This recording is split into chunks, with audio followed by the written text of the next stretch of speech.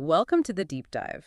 Today, we're getting into a set of sources that really question the whole way we buy and sell houses. They do. Our mission here is to unpack why real estate valuation, I mean, the biggest transaction of most of our lives, feels less like a normal purchase and more like, I don't know, legalized gambling. It's a huge paradox. Yeah. And the sources have this perfect analogy to kick things off.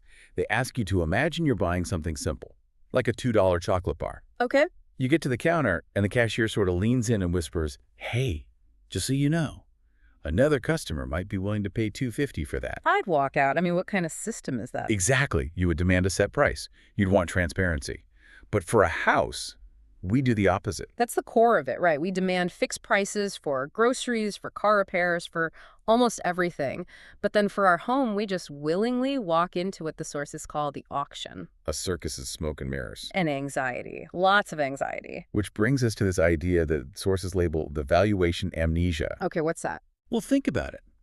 Every single homeowner gets a rates notice from the council. On that notice is an official assessed value. The council valuation. Right. Let's say it's $600,000. That number is not a guess. It's calculated, it's standardized, and it's what the government uses to legally take your money for taxes. It's the official value of the property on the books. Concrete. Until it isn't. And that's the amnesia part. The second a for sale sign goes up on the lawn. Poof. That $600,000 number, it's suddenly treated as completely meaningless, irrelevant even. And the property is no longer a structure with a calculated taxable value. It's suddenly a rare opportunity. It's pure gold.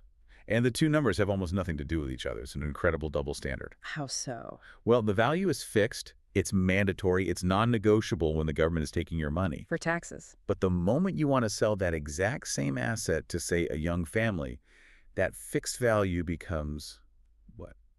Fluid. Subjective. Nonsensical, really. And we're just supposed to accept that. We're forced to bid, often blindly, against, what, ghosts? Sometimes, yeah. Or at least against pressure manufactured by the agent, whose entire commission structure relies on that gap. Okay, so it's the incentives. It's all about the incentives. Huh. The agent's income isn't just about selling the house. It's about maximizing the emotional overspend. So they get a much bigger slice of that last $100,000 they squeezed out of you than they do on the base value. Absolutely. The system literally, financially, rewards them for creating panic and opacity.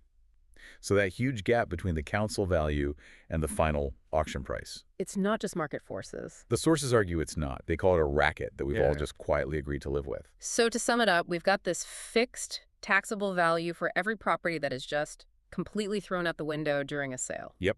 And it's replaced by a system that actively rewards anxiety and a lack of transparency to drive up the price. Which leaves us with a final thought for you to take away. And it's a big one. If a simple chocolate bar have to have a set protected value for us as consumers, why doesn't a house? The single largest asset most people will ever own. Right. What would have to change legally and socially for the sale price of a home to be tied more closely to that official value used for taxation? What's the real cost of this valuation amnesia, not just to the market, but to you?